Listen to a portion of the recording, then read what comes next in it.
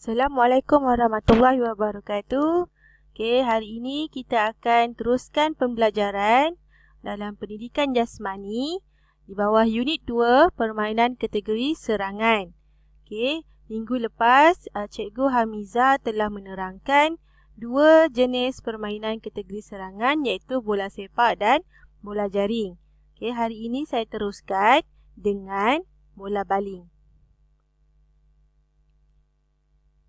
Okey, kita mulakan dengan pengenalan bola baling. Okey, ia diperkenalkan di Malaysia pada tahun 1976. Okey, ia adalah satu permainan daripada negara Eropah. Okey, ia merupakan permainan kategori serangan yang memerlukan kepantasan, ketangkasan, fleksibiliti, tindak balas segera ketika menyerang dan juga bertahan. Bilangan pemain dalam satu pasukan adalah seramai 12 orang. Iaitu 10 orang pemain yang terdiri daripada 5 orang simpanan dan 2 orang penjaga gol. Namun, satu set permainan di dalam gelanggang terdiri daripada 7 orang pemain termasuk satu penjaga gol. Kemahiran asas dalam bola baling seperti yang anda lihat di dalam skrin, iaitu menghantar dan menerima, menggelecek, mengadang serta menjaring. Cara bermain bola baling. Permainan dimulakan di bahagian tengah gelanggang. Di sini, kemenangan dikira dengan kelebihan jumlah jaringan yang diperoleh. 4 orang pegawai penting dalam permainan bola baling hendaklah dilantik, iaitu pengadil garisan gol, pengadil gelanggang, penjaga masa dan pencatat. Tempoh permainan adalah 20 10-20 iaitu 20 minit bermain, 10 minit rehat dan sambung semula bermain 20 minit lagi sehingga tamat waktu. Ini adalah tempoh permainan yang dimainkan oleh golongan remaja ataupun permainan biasa. Jika ianya dimainkan di arena antarabangsa ataupun di MSSM, ianya akan jadi 20, 25, 5, 25. Ataupun bermain secara liga, 10, 10. Ataupun bermain secara kalah mati, 20, 5 dan juga 20. Seperti anda lihat di atas adalah gambar gelanggang, yang terdiri daripada formasi 3-3.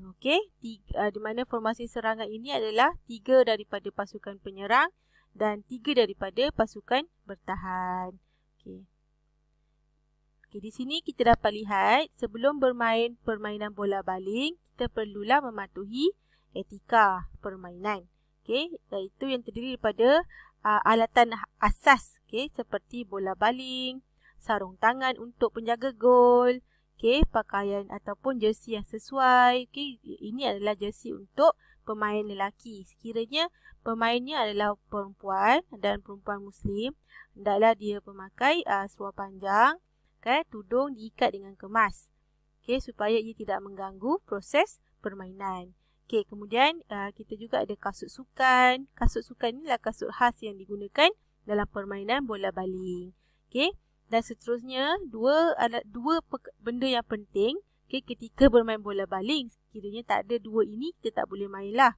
Iaitu gawang gol dan juga gelanggang. Gawang gol ini lebih kecil daripada gol bola sepak. Namun, gelanggang, jika anda nak tahu, gelanggang bola baling lebih besar sedikit daripada gelanggang bola jaring. Seterusnya, strategi bermain bola baling. Terdapat dua strategi, iaitu strategi menyerang dan juga strategi bertahan. Di dalam strategi menyerang, terdapat 3 cara untuk menyerang, iaitu serangan secara individu, serangan berkumpulan dan juga jenis-jenis serangan. Jika anda lihat secara individu, anda boleh melakukan serangan posisi, serangan melalui gerakan, serangan ke dalam zon dan serangan dalam kawasan 6 meter.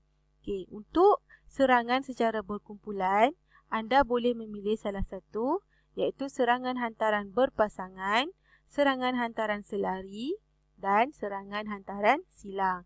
Okey, bagi formasi serangan, terdapat dua pilihan, iaitu 3-3 dan 2-4. Okey, strategi bertahan. Okey, juga secara individu, secara berkumpulan dan juga formasi bertahan, iaitu pemilihan formasi untuk bertahan daripada kumpulan penyerang. Baiklah, secara individu untuk pertahanan, anda boleh mengawal pemain daripada kumpulan penyerang, adangan badan daripada kumpulan penyerang agar tidak memasuki kawasan penjaga gol dan mengadang serangan, iaitu balingan daripada kumpulan penyerang tu.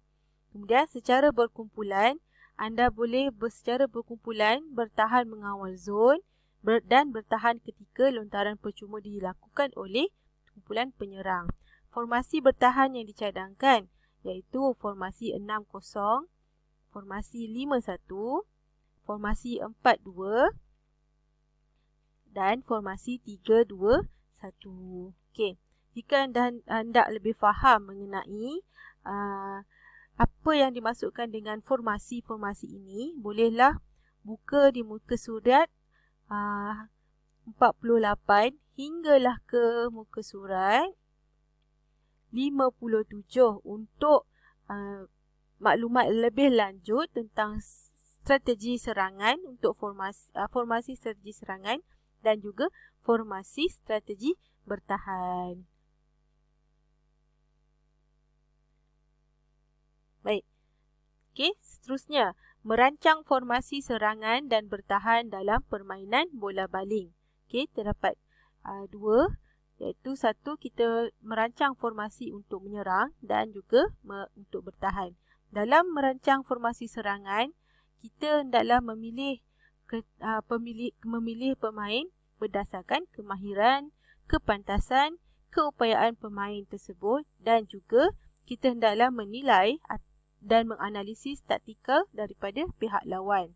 Kemudian, sekiranya kita berada di dalam tempat ataupun situasi untuk bertahan, kita bolehlah memilih pemain berdasarkan kekuatan, corak komunikasi, kepantasan dan koordinasi setiap pemain.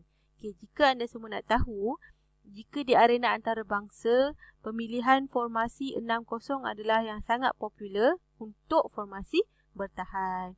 Gambar-gambar di bawah ini adalah jenis-jenis hantaran, adangan, dan juga serangan yang saya dapat daripada lembaran internet. Jika anda nak tahu lebih lanjut, boleh juga layari dalam internet dan cari saja jenis-jenis hantaran dan juga serangan dalam permainan bola baling. Kriteria pemilihan formasi. Yang pertama, tentukan kekuatan dan kelemahan setiap pemain dalam pasukan. Kedua, menilai kemahiran, kepantasan, kecekapan dan keupayaan setiap pemain ketika melakukan serangan dan bertahan. Ketiga, membuat penilaian kemampuan pemain bagi setiap posisi dalam formasi. Keempat, menentukan pemain penyerang utama yang boleh melakukan jaringan atau melakukan serangan kilat dan pertahanan utama yang boleh kembali dengan pantas ke kawasan gol sendiri apabila diserang balas. Yang kelima, analisis kekuatan dan kelemahan setiap formasi serta sesuaikan dengan keupayaan pasukan. Dan kriteria yang terakhir, pemilihan formasi perlu tepat berdasarkan dapatan analisis kemampuan setiap pemain. Sebelum kita mengakhiri pembelajaran untuk bola baling, mari kita tonton video The Rules of Handball yang saya ambil daripada YouTube.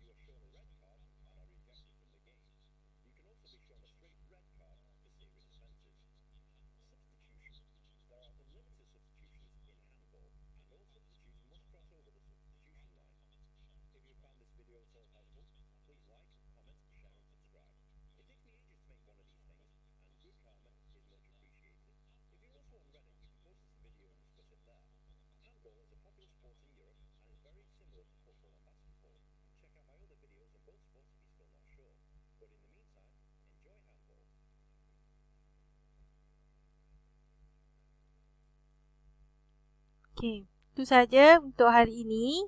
Kita jumpa lagi minggu hadapan, okey, untuk pendidikan kesihatan. Assalamualaikum warahmatullahi wabarakatuh. Harap anda gembira dan juga seronok menonton video pengajaran kita hari ini. Bye.